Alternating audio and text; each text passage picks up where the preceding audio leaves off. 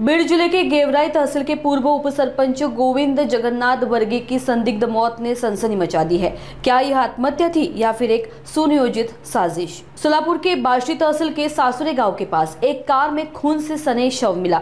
मृतक, जो गेवराई तालुका के लुखामसला गांव के पूर्व उपसरपंच थे, ने कथित तौर पर अपनी बंदूक से गोली मारकर आत्महत्या की, लेकिन उनके परिजनों का कहना है कि यह आत्महत्या नहीं बल्कि हत्या है।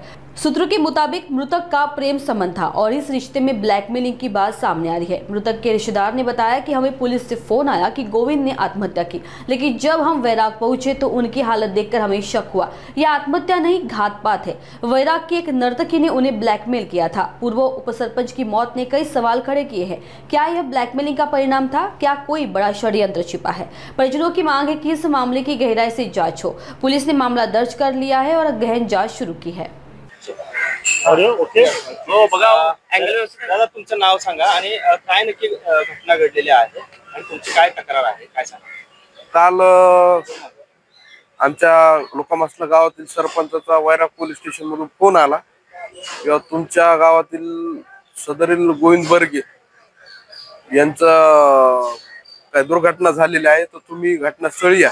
मग आम्ही सगळे हे सरपंच आहेत आमच्या गावचे, यांनी सगळ्या नातेवाईकांना बोलून आम्ही सर्वजण घटनास्थळी गेलो।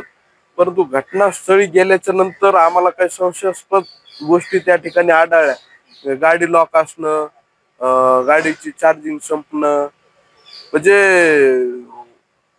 अनपेक्षित गोष्टी काही तिथे बघायला भेटल्या असं। आणि त्यावरून आम्हाला असं वाटतं की आमच्या माणसाचा घातपात झालेला आहे। यात पोलीस प्रशासनाने लक्ष घालून याचे जे आरोपी असतील त्यांना कठोरातील कठोर कारवाई करावी। प्रथमदर्शनी आम्हाला असं माहिती आहे की एक मृतिका आहे, पूजा गायकवाड असं तिचं नाव आहे, की तिने आमच्या नातेवाईकांना ब्लॅकमेल करून पैशाची मागणी करून इथपर्यंत बोलून घेतलं। पण इथं आल्याच्या नंतर काय घटना घडली या तपासात पोलीसच आम्हाला सांगू शकते।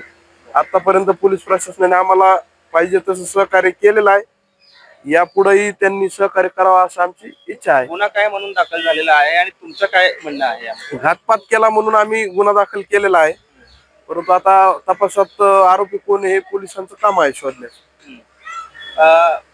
गोविंद हे काय करत होते व्यवसायाने आणि काय एकंदरीत त्यांची पार्श्वभूमी होती आणि यांचे काही प्रेम संबंध होते असं देखील सांगितलं जातं?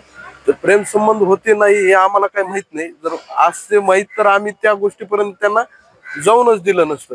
त्या अगोदर शेती करायचे, शेतीच्या नंतर ते राजकारणात आले, गावचे उपसरपंच झाले, त्यानंतर गेवराई शहरामध्ये छोटे मोठे आपले प्लॉट खरेदी विक्रीचा छोटासा व्यवसाय होता त्यांचा। त्यानंतर ते इथपर्यंत कसे पोहोचले हे आम्हाला कल्पना नाही। ती नर्तिका जी आहे तिची काय पार्श्वभूमी आहे, ती काय पूर्वी तिचं काहीच आम्हाला तिच्याबद्दल काहीच माहित नाही। तिच्याबद्दल काही माहित नाहीये। आमच्या नातेवाईकांचा जो एक मित्र आहे तो सांगत होता किंवा तिने पैशाची मागणी केली, तिला कुठं 5 एकर जमीन घ्यायची होती, त्यासाठी ती, आणि तिचा काय 15 तारखेला वाढदिवस आहे असं सांगण्यात आलं होतं। त्या वाढदिवसा दिवशी मला 10 तोळ्याचं लॉकेट गिफ्ट कर असं बी सांगण्यात येते। गेवराईचं घर तुम्ही नवीन बांधलेलं आहे, ते घराचं घर जे आहे ते माझ्या नावावर कर असं पण ऐकायला आलं होतं की माझ्या नावावर घर करते आणि मला इथं वैराग मध्ये 5 एकर बार्शी जवळ कुठेतरी 5 एकर जमीन घेऊ दे। त्यांनी अशात तिला हार्ड कॅश वगैरे बी दिलेली, फोन पे वर पण एंट्री आहेत। हे सगळं तपास पोलीस यंत्रणा करल। तुम्ही कोण आहात त्यांचे? माझं नाव महेश खराडे आहे, मी गेवराईचा रहिवासी, मी त्यांचा नातेवाईक आहे।